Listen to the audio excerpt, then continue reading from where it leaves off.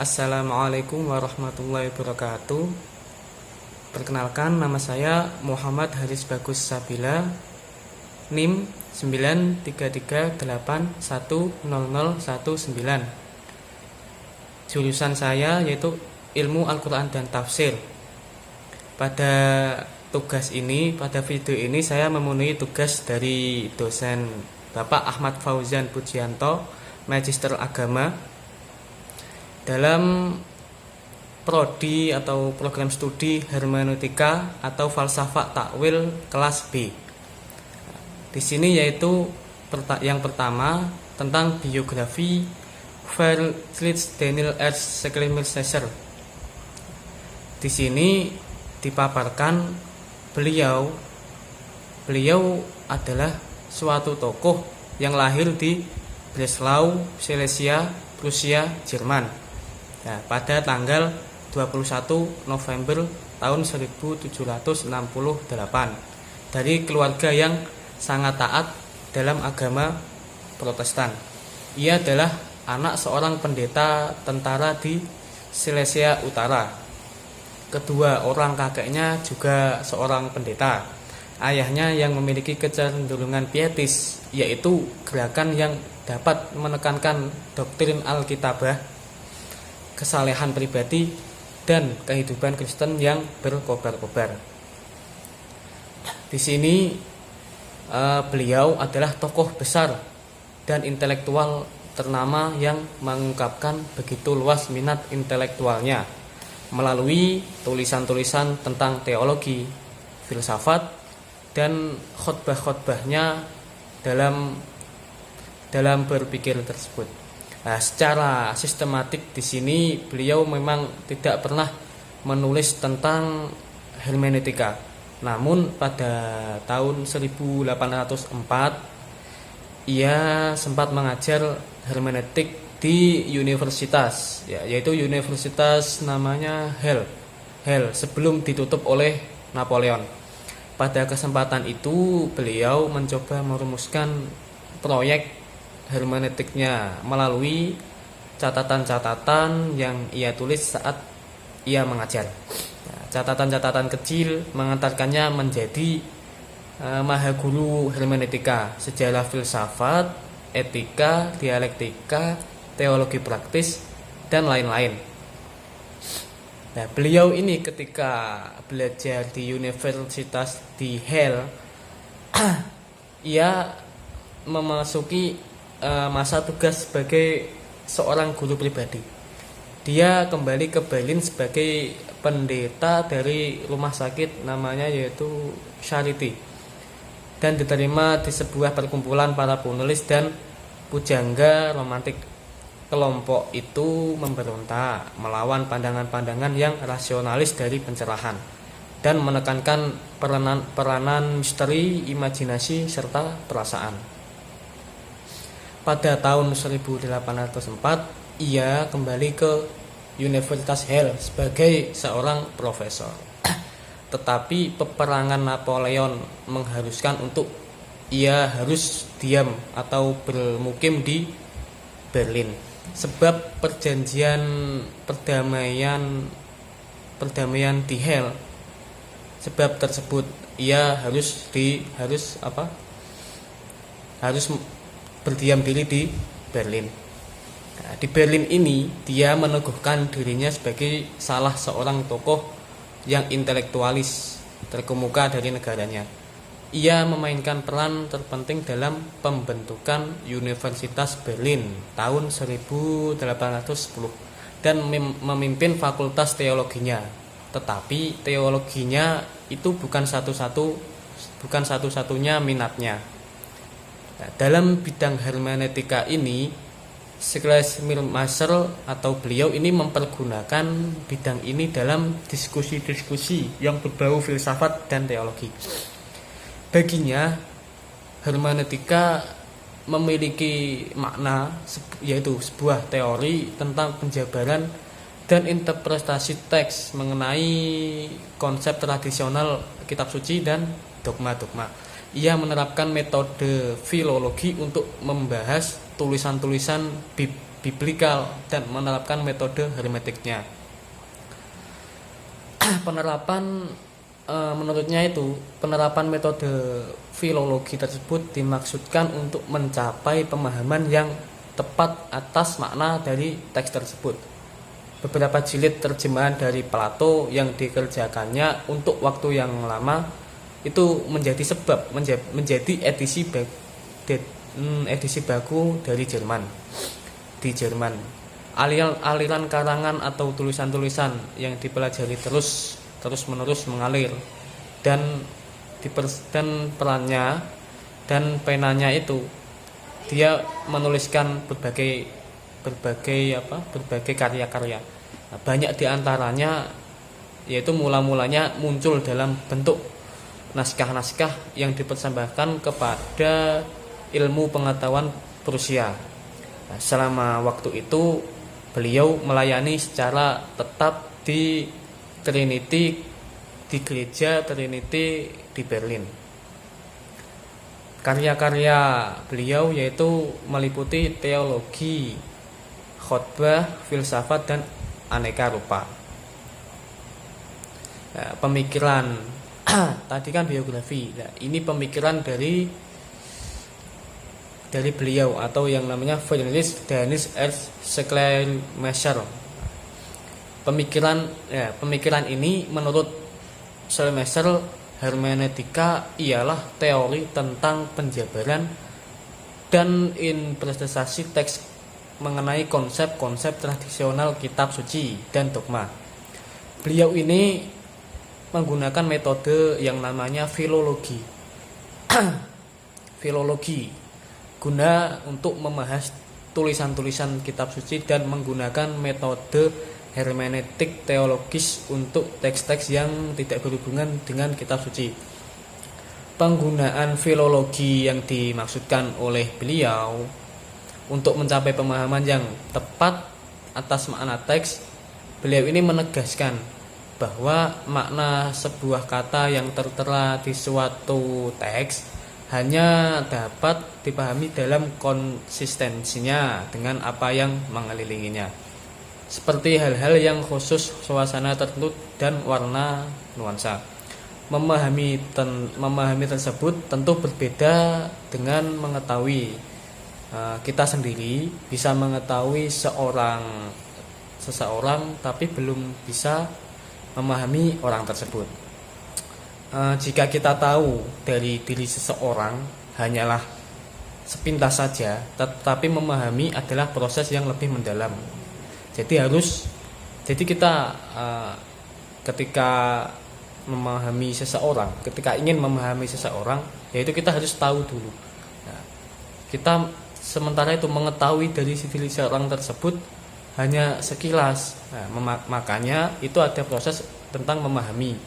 Nah, memahami habis mengetahui, memahami. Nah, memahami tersebut yaitu proses yang lebih mendalam. Nah, itu kata beliau. Yang kedua, menurut beliau ini, hermeneutik itu seni memahami bahasa, baik lisan maupun tulis. Dalam hal ini ia mengajukan dua teori pemahaman hermeneutiknya. Yang pertama yaitu pemahaman ketatabahasaan terhadap semua ekspresi yang mencakup aturan ketatabahasaan. Itu yang pertama. Yang kedua, pemahaman psikologis terhadap pengarang yang mencakup pemikirannya dan bagaimana pengarang tersebut mengembangkan pikirannya sendiri. Nah, interpretasi secara gramatika dan psikologi yang bertugas untuk melengkapi satu sama lain.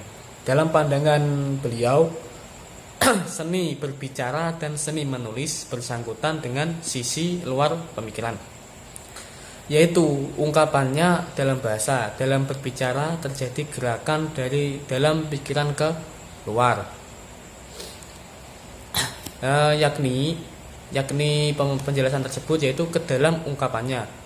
Akan tetapi dalam memahami terjadi gerak sebaliknya, yaitu gerak dari luar, yakni ungkapan dalam bahasa menuju ke pemikiran. Yang dicari ialah pemikiran di belakang sebuah ungkapan yaitu sebuah ungkapan tentang hermeneutika.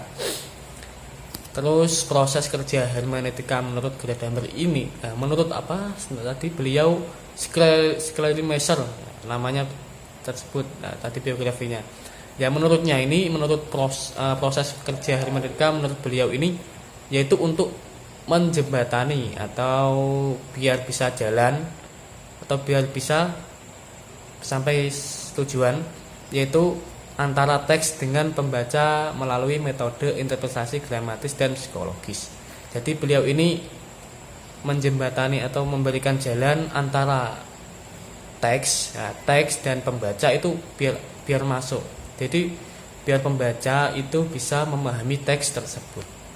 Nah, ketika keterasingan yang ada sudah dijembatani atau sudah difasilitasi dalam menuju teks tersebut, maka pembaca tersebut baru mampu menemukan arti dan maksud sebenarnya yang pengarang asli maksud. Nah, maksudnya biar tidak ada kejanggalan dari pembaca, antara hubungan antara pengarang asli sama pembaca itu biar jelas.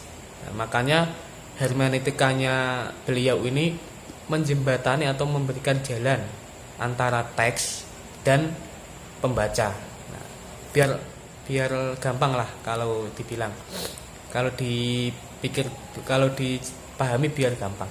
Nah, dengan demikian fungsi dan tugas hermeneutika ini yang tidak lain hendak memahami suatu teks sebaik atau bahkan lebih baik dari pengarang teks tersebut.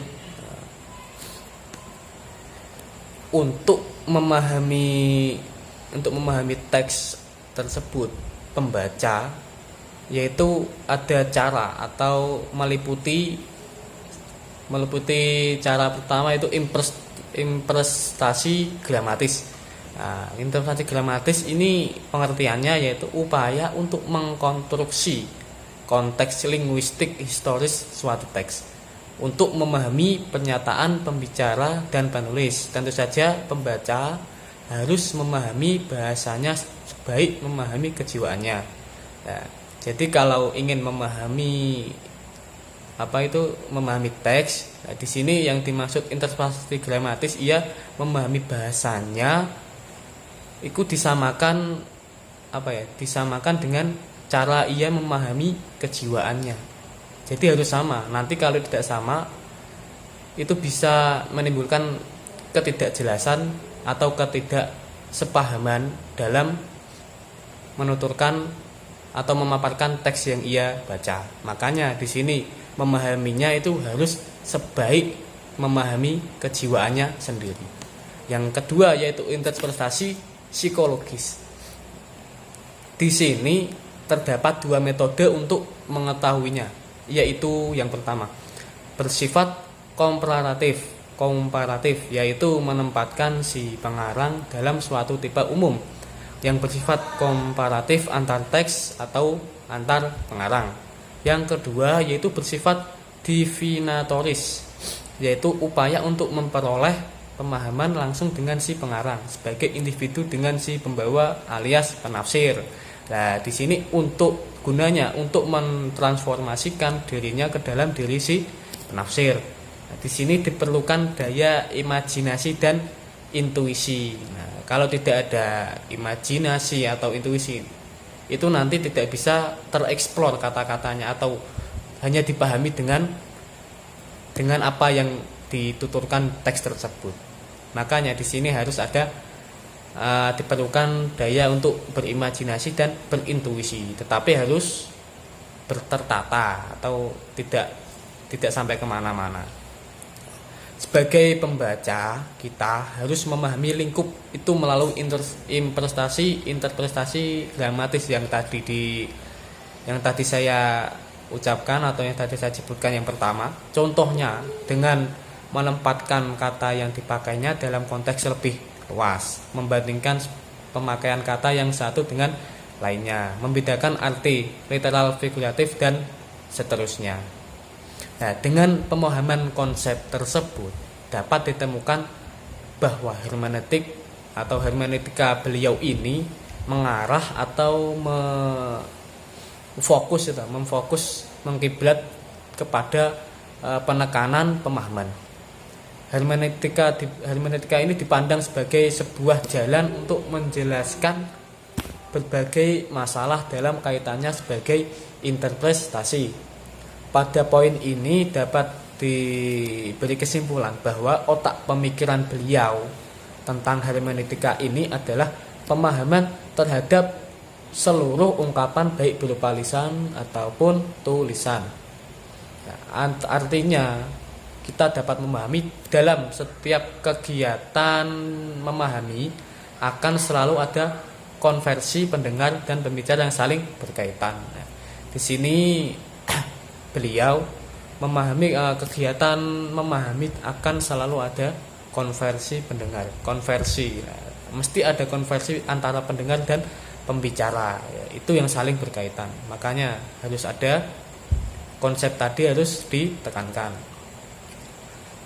Terus masuk kepada kesimpulan. Nah, kesimpulan beliau ini lahir di Breslau, Silesia, Prusia, tepatnya di negara Jerman pada tahun 1768 dari keluarga yang sangat taat dalam agama Protestan.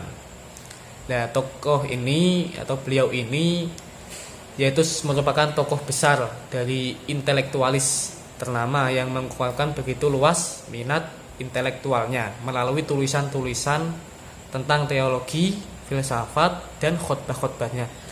Friedrich Daniel atau beliau ini merupakan seorang tokoh besar dan intelektual ternama yang dianggap sebagai bapak hermeneutika modern dan juga pendiri Protestan liberal atau foundernya. Julukan ini disematkan kepada beliau karena ia didasarkan pada hasil dari pemikirannya tentang berbagai hal, khususnya yang berkaitan dengan hermeneutik. Menurut tokoh ini atau beliau, hermeneutik itu seni dalam memahami bahasa, lisan maupun tulis. Dalam hal ini ia mengajukan dua teori pemahaman hermeneutiknya.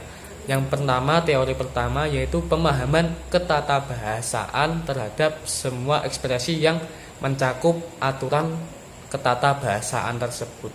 Terus yang teori kedua yaitu pemahaman psikologis terhadap pengarang. Nah, psikologis terhadap pengarang yang mencakup pemikirannya dan bagaimana pengarang mengembangkan pikirannya, interpretasi secara gramatika dan psikologis yang bertugas untuk saling melengkapi antara satu sama lain.